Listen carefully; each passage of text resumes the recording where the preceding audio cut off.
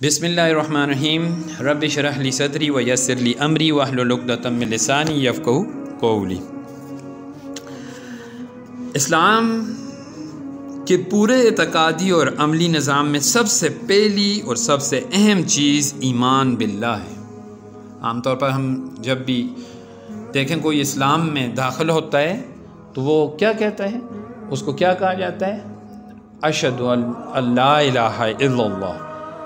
اس سے یہ گواہی دلائی جاتی ہے یا ہم یہ گواہی دیتے ہیں اور وہ یہ گواہی دیتا ہے کہ لا الہ الا اللہ، کہ نہیں ہے کوئی معبود برحق مگر اللہ ہی ہے۔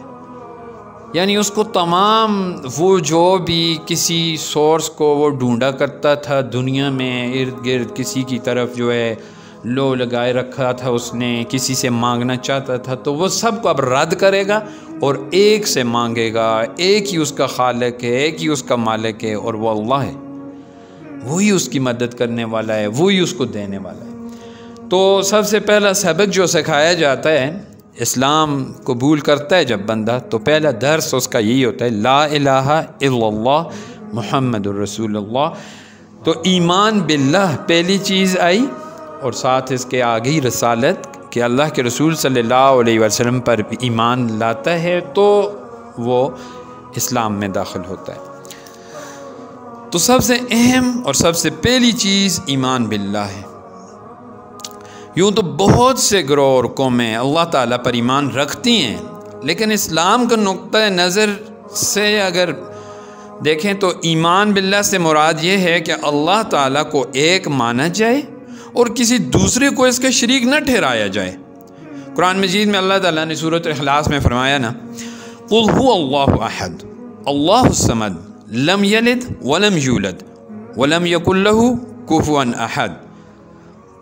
قل کہہ دو، یا اللہ کے رسول صلی اللہ علیہ وآلہ وسلم کو حکم ہوتا ہے کہ لوگوں کو کہہ دیں، اور پھر اس کے بعد ہم لوگوں کو بھی حکم ہوتا ہے کہ تم لوگ بھی اگلے دوسری جنریشنز کو، دوسری قوموں کو، آنے والی نسلوں کو کہہ دو، قل هو اللہ احد۔ ہو کا مطلب ہوتا ہے وہ اللہ، احد ایک ہے۔ وہ اللہ جس کی طرف تمہیں بلایا جا رہا ہے وہ ایک ہی ہے۔ کہہ دو کہ اللہ ایک ہے۔ اللہ الصمد، اللہ بے نیاز ہے۔ لم یلد ولم یولد، نہ کسی کا باپ ہے اور نہ کسی کا بیٹا۔ ولم یکن لہ کفوا احد، اور اس کا کوئی ہمسر نہیں ہے۔ تو اس سورۃ اخلاص میں توحید پر بہت زیادہ زور دیا گیا ہے۔ اس صورت میں توحید کے حوالے سے جو دو لفظ زیادہ اہم ہیں، وہ ایک احد اور دوسرا صمد ہے۔ یہ دونوں اللہ تعالیٰ کے تمام کمالی صفات پر حاوی ہیں۔ احد کا مفہوم کہ ایک، تو اب وہ ہم کسی بھی معاملے میں کہیں گے تو وہ ایک ہی ہے۔ وہ اپنے معاملات جو لوگوں کے ساتھ اس نے رکھنے ہیں وہ فیصلہ کرنے والا، ان الحکم الا للہ، کہ وہ ایک ہی ہے جس نے یہ فیصلے کرنے۔ وہ ایک ہی ہے جو عبادت کے لائق ہے۔ وہ یکتا ہو، تنہا، اکیلا، بے نیاز، بے پرواہ، اور سب کا خالق، مالک، رازق، وہ اکیلا ہی ہے۔ اس کے ساتھ کوئی بھی کسی معاملے میں بھی شریک نہیں ہے۔ اس کو کسی کی بھی پرواہ نہیں ہے۔ وہ بے پرواہ ہے، وہ بے نیاز ہے، وہ اکیلا ہے، اس کو کوئی حاجت نہیں ہے۔ وہ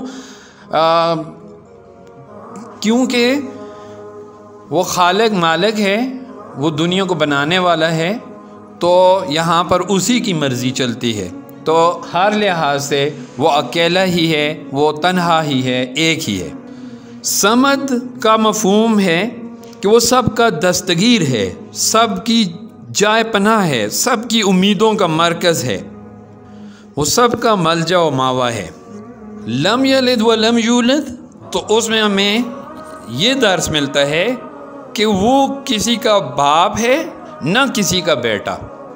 دوسری جگہ ارشاد فرمایا گیا ہے کہ لم یتخذ ولدا، یہ 111 نمبر الاسراء سورت کی آیت مبارکہ ہے، لم یتخذ ولدا، اس کی کوئی اولاد نہیں ہے۔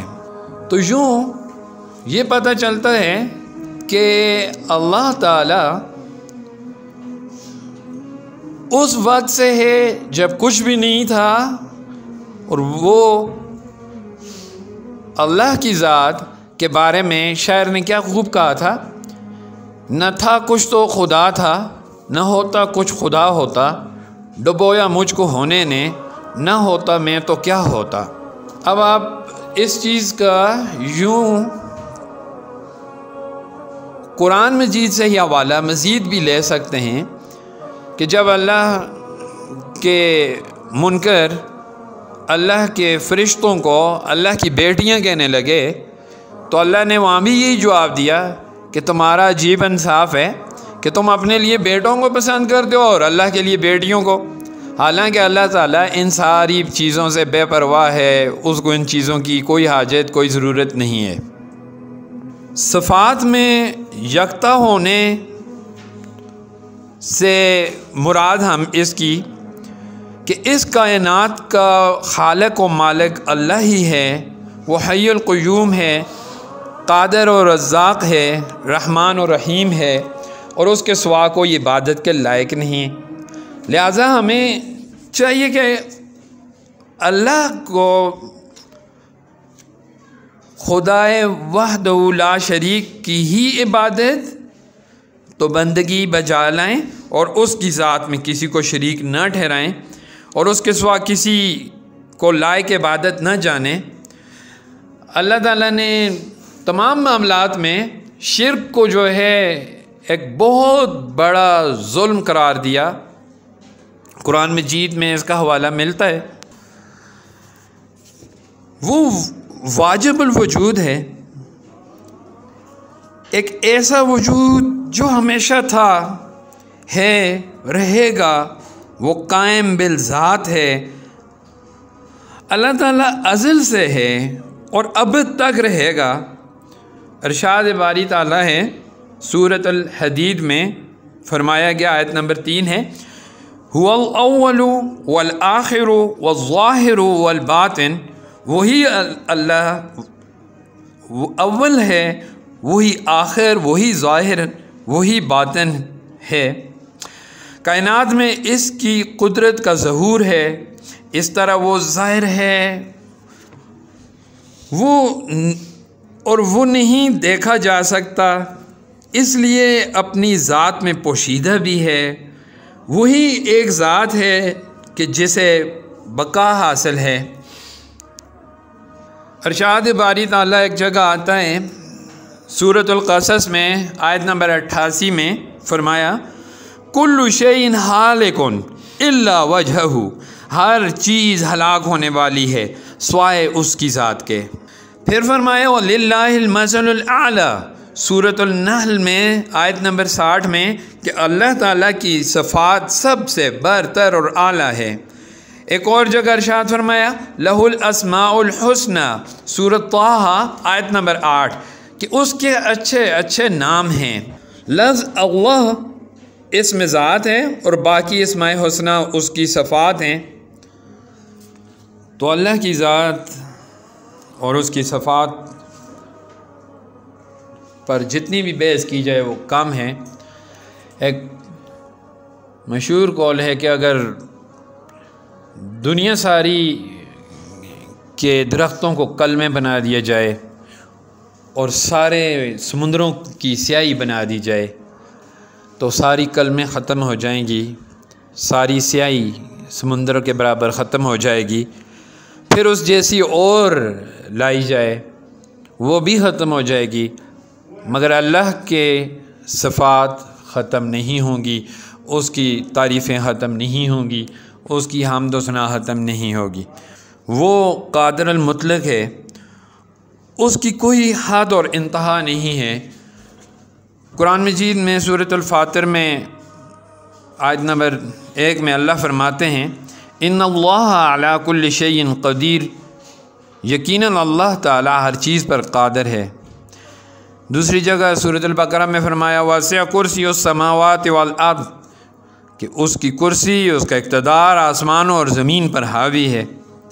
پھر سورۃ اعراف میں فرمایا الا لہ الخلق والامر، سن لو خلق اور امر اسی کے ہیں، اس کی قدرت کی طرح اس کے علم کی بھی کوئی حد اور انتہا نہیں ہے۔ سورۃ الحجرات میں اللہ فرماتے ہیں واللہ یعلم ما فی السماوات وما فی الارض واللہ بکل شیء علیم، اور اللہ تعالیٰ جانتا ہے اور جو کچھ آسمانوں میں ہے اور جو کچھ زمین میں ہے، اور اللہ تعالیٰ ہر چیز کا علم رکھنے والا ہے۔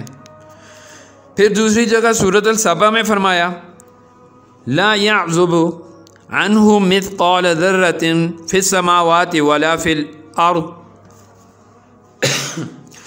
اس سے کوئی چیز نہ آسمانوں میں چھپی ہوئی ہے اور نہ زمین میں۔ وہ بھی جانتا ہے جی، جو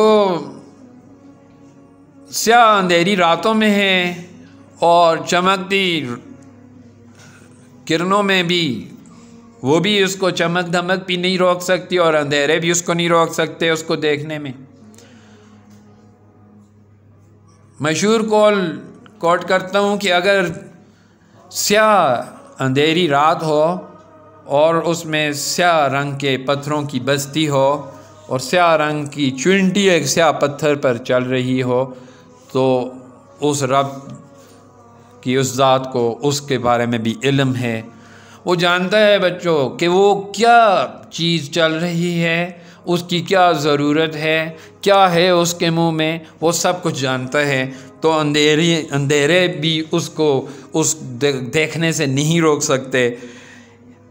دوسری جگہ ارشاد فرمایا وَمَا تَسْقُطْ مِنْ وَرَقَةٍ إِلَّا يَعْلَمُهَا، اور کوئی پتہ نہیں گرتا مگر جو کہ وہ اسے جانتا ہے۔ اسی طرح پھر سورۃ مومن میں فرمایا يَعْلَمُ خَائِنَةَ الْأَعْيُنِ وَمَا تُخْفِي الصُّدُورُ، وہ نگاہوں کی چوری اور وہ راز تک جانتا ہے جن کو سینے چھپائے ہوئے ہوتے ہیں۔ ہم جانتے ہیں کہ ہمارے دل میں کیا ہے اور ہم یہ سوچتے ہیں کہ کسی کو نہیں پتہ، مگر اللہ کی ذات جانتی ہے کہ ہم نے اپنے سینوں میں کیا چھپایا ہوا ہے، ہم کس کے بارے میں بغض رکھ رہے ہیں، ہم کس کے بارے میں دعا کر رہے ہیں، ہم اس وقت کیا طلب رکھتے ہیں، وہ اللہ کی ذات ہی ہے جو جانتی ہے۔ تو اللہ کے علاوہ اور واقعی کوئی بھی نہیں جانتا، کسی کی اتنی استطاعت طاقت نہیں ہے، مگر اللہ کی ذات یہ سب جانتی ہے۔ سورۃ قاف میں اللہ فرماتے ہیں وَنَعْلَمُ مَا تُوَسْوِسُ بِهِ نَفْسُهُ، اور ہم انسان کے دلوں کے وسوسوں تک کو جانتے ہیں۔ تو یہ ہے اللہ تعالیٰ کی صفات اور یہ ہے اللہ کی ذات، وہ ذات اقدس کہ جس جیسا کوئی ہو ہی نہیں سکتا، وہ ہے ہی خالق، وہ ہے ہی مالک، فیصلے اسی کے چلتے ہیں۔ ان الحکم الا للہ، جانتا وہی ہے سب کچھ، سیاہیوں میں بھی دیکھ سکتا ہے، اندھیروں میں بھی دیکھ سکتا ہے، وہ پانی کی ان طغیانیوں میں بھی دیکھ سکتا ہے، وہ گہرائیوں میں بھی دیکھ سکتا ہے، اور اس کو وہ سب کچھ سن سکتا ہے۔ تو یہ اس کی صفات ہیں، اس کے ساتھ جو ہے شرک کرنا واقعی میں ایک عظیم ظلم ہی ہوگا۔ تو اللہ تعالیٰ ہمیں جو ہے سمجھ کی توفیق عطا فرمائے اور شرک سے اللہ بچائے، اور اس کی ذات، اس کے ذاتی نام اور اس کے صفاتی نام لے لے کر ہم اس سے مانگیں، اور وہ ضرور ہماری دعائیں قبول کرے گا۔ وما توفیقی الا باللہ۔